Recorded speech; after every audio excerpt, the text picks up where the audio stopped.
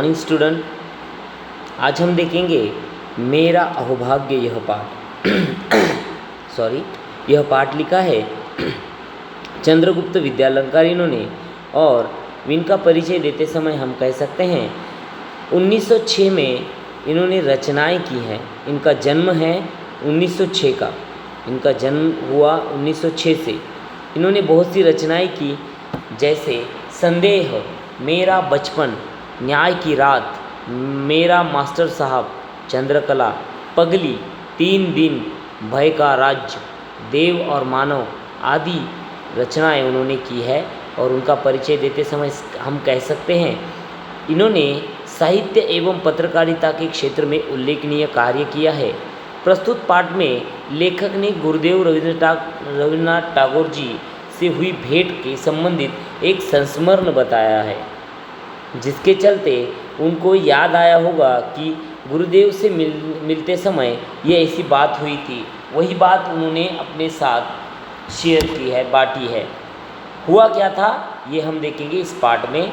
पाठ का नाम दिया है मेरा अहोभाग्य, यानी लेखक यहाँ पर कह रहा है कि मेरा भाग्य है जो ये घटना, ये बात उनके साथ हुई है। फरवरी 1936 मतलब फरवरी 1936 में 36 में इन्हें मतलब लेखक को शांति निकेतन जाना था। वहाँ एक साहित्यिक कार्यक्रम होने वाला था। मैं बहुत उल्लसित था, क्योंकि उस कार्यक्रम की अध्यक्षता स्वयं गुरुदेव रविन्द्रनाथ टैगोर करने वाले थे। निश्चित दिन कोलकाता से हम बहुत सारे लोग शांति निकेतन के लिए रवाना हो गए। लगभग 1 दर्जन हिंदी वालों का यह दल शांति निकेतन के सुंदर अतिथि भवन में ठहराया गया था। यह अतिथि भवन अशोक वृक्षों से संघन था। उपवन के बीचों बीच बनाया गया था और बहुत ही सुंदर और बड़ी अच्छी इमारत थी वह। जैसा मैंने सोचा था वैसा ही वहाँ पर पाया। ऊपर की मंजिल पे एक कमरे में हमें ठहराया गया। कमरे के बाहर एक विस्तृत बरामदा था। बरामदे में खड़े होकर अगर बाहर देखा जाए तो सामने सघन बकुल वृक्ष की दिखाई दे रहे थे। देखो, शांति निकेतन में एक कार्यक्रम होने वाला था जो साहित्यिक कार्यक्रम था, और उसकी अध्यक्षता में कौन थे? अध्यक्षता में रविन्द्रनाथ टैगोर जी थे। और यह बिल्डिंग बहुत ही सुंदर थी। यहाँ पर कम से कम कोलकाता से 1 दर्जन लोग का झुंड यहाँ पर आया था, एक दल आया था। वो शांति निकेतन के अतिथि भवन में उन्हें रुकाया गया। और जब शांति निकेतन की बिल्डिंग उन्होंने देखी, सच में बहुत ही अच्छी और मन को मतलब प्रसन्न करने वाली एक बिल्डिंग थी।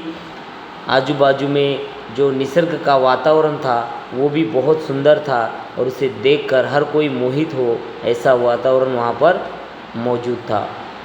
उन्होंने देखा कि सच में यह इमारत तो बहुत अच्छी है, जैसा उन्होंने सोचा था कि शांति निकेतन में ऐसा होगा, पेड़ होंगे, वृक्ष होंगे, छाँव होगी, ठंडी हवा आएगी। ये सारी बातें वहाँ पर उन्होंने जैसे सोचा था वैसे पाया। और सच में उस इमारत के ऊपरी मंजिले पर कमरे में इन सारे लोगों को रुकाया गया था। वहाँ से बाहर देखा जाए तो एक विस्तृत कमरे के बाहर एक विस्तृत बरामदा था। बरामदे में खड़े होकर अगर बाहर देखा जाए तो सामने सघन बकुल वृक्ष दिखाई देते थे। दूसरे दिन प्रातःकाल ही हमें बताया गया कि गुरुदेव का स्वास्थ्य ठीक नहीं है, अतः वो कार्यक्रम की बैठक में नहीं आ पाएंगे। मैं बहुत निराश हो गया। तथापि हमें जब यह मालूम पड़ा कि उनके डॉक्टर ने हम लोगों को केवल 15 मिनट का समय दिया है, जिसमें गुरुदेव से दर्शन तथा उनके साथ संक्षिप्त वार्तालाप भी हो सके, तो तब मेरे खुशी का ठिकाना न रहा और हम बेसब्री से उस क्षण का इंतज़ार करने लगे। देखिए, जब लोग यहाँ पर आके रुके थे, तब जब सवेरा हुआ तो सवेरे दूसरे दिन प्रातःकाल सवेरे उन्हें पता चला कि गुरुदेव का स्वास्थ्य ठीक नहीं है, अतः वो कार्यक्रम में नहीं आ सकते। तो वे सब नाराज़ हो गए, निराश हो गए। और तब तो उनको और थोड़ा सा मतलब खुशी हुई कि जब डॉक्टर ने उन्हें बताया कि आपको 15 मिनट, केवल 15 मिनट का समय दिया जाता है, जिससे कि आप गुरुदेव के दर्शन तथा संक्षिप्त वार्तालाप कर सकते हैं।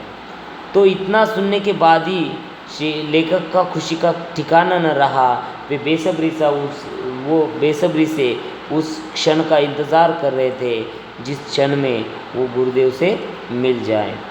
मध्याह्न के बाद गुरुदेव जी की भेंट हुई। करीब करीब 4 बजे होंगे। गुरुदेव की धारणा थी कि कुछ 2-3 लोग आदमी ही होंगे, पर जब उन्होंने देखा हम 14 जनों का एक दल था, उन्होंने मजाक में ही कह दिया, अब मेरी उम्र दरबार लगाने की नहीं रही, अब मेरी क्षमता दरबार लगाने की नहीं रही, इस मकान में जगह भी कमी है। फिर हम सबको गुरुदेव से परिचय कराया गया। बाद में वार्तालाप शुरू हुआ। सबने अपना अपना परिचय दे दिया, गुरुदेव जी को बात करने लगे। और तब चर्चा के दौरान गुरुदेव जी ने कहा, अब से 50 साल पहले जब मैंने कहानियाँ लिखना शुरू किया था, तब इस क्षेत्र में एक आध ही आदमी था। मेरी प्रारंभिक कहानियों में ग्रामीण जीवन के संसर्ग का दर्शन होता है और संसर्ग का ही वर्णन होता है। उसके पहले इस तरह कोई भी चीज़ बांग्ला भाषा में नहीं थी। मेरी कहानियों में ग्रामीण जनता की मनोवृत्ति के दर्शन होते थे। उन कहानियों में कुछ ऐसी चीज़ें हैं जो संसार के किसी भी देश के आदमी को भा सकती हैं, क्योंकि मनुष्य स्वभाव तो दुनिया में हर जगह एक सा ही होता है। गुरुदेव कुछ समय के लिए रुके, तभी अपने आप मेरे मुंह से निकल पड़ा, गुरुदेव आपके मन में काबुलीवाला इस कहानी का विचार कैसे आया? यह लोकप्रिय कहानी देश के सभी भाषाओं के सभी बच्चों को बहुत प्यारी लगती है। गुरुदेव बोले, वह कहानी काल्पना दृष्टि से है। एक काबुलीवाला था, वह हमारे यहाँ आता था और हम सब उससे परिचित हो गए थे। मैंने सोचा उसकी भी एक छोटी लड़की होगी जिसे वह याद करता होगा। इस तरह वार्तालाप होता रहा। हम सबके लिए एक मानसिक खाद्य था वह।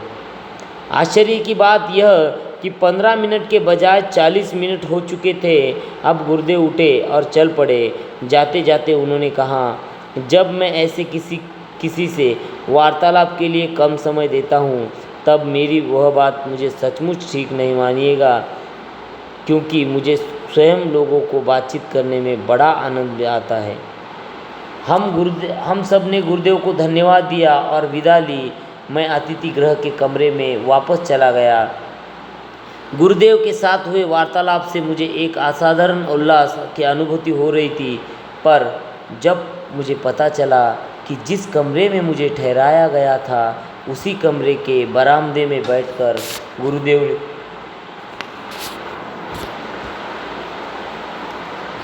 ने काफ़ी समय बिताया हुआ है और उन्होंने वहाँ पर जो गीतांजलि है, जो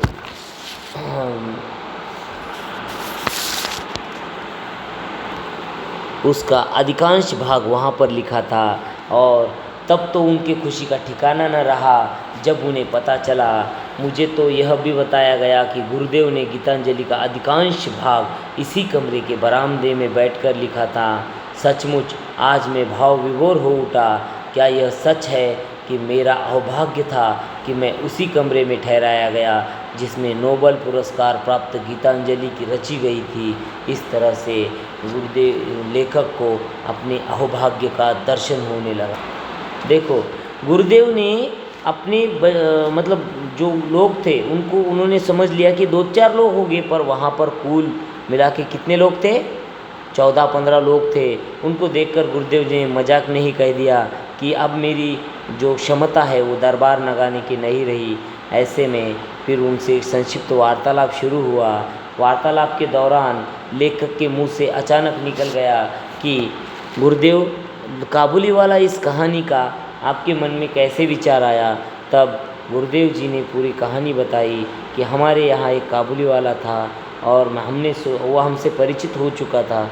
और मैंने सोचा उसको भी एक लड़की होगी जिसे वो याद करता होगा। इस तरह से काबुलीवाला का दर्शन हो गया, मतलब पाठ को लिखा गया। और इस तरह से गुरुदेव ने फिर 15 मिनट के बजाय 40 मिनट तक वार्तालाप होता रहा। 40 मिनट बाद गुरुदेव उठे और चल निकले। और जाते जाते वो कहने लगे, सच मानिएगा मुझे बहुत बुरा लगता है जो मैं किसी को इतना कम समय देता हूँ।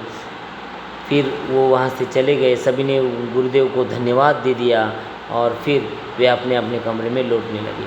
तब तो गुरुदेव लेखक का बिल्कुल मतलब लेखक बहुत खुश हो गए थे, क्योंकि उनसे गुरुदेव से मुलाकात हो गई थी। और सच मानो गुरुदेव लेखक तो तब तो बहुत खुश हो गए, बहुत भाव विभोर हो गए जब उन्हें पता चला कि गुरुदेव ने गीतांजलि का अधिकांश भाग इसी कमरे में और इसी बरामदे में बैठकर लिखा था। और सच में वो भाव विभोर हो उठे और कहने लगे कि मेरा भाग्य था कि मेरा अहोभाग्य था जो मुझे उसी कमरे में ठहराया गया जिसमें नोबेल पुरस्कार प्राप्त गीतांजलि रची गई थी। इस तरह से यह पाठ यहीं पे समाप्त होता है। आज के लिए इतना ही, धन्यवाद।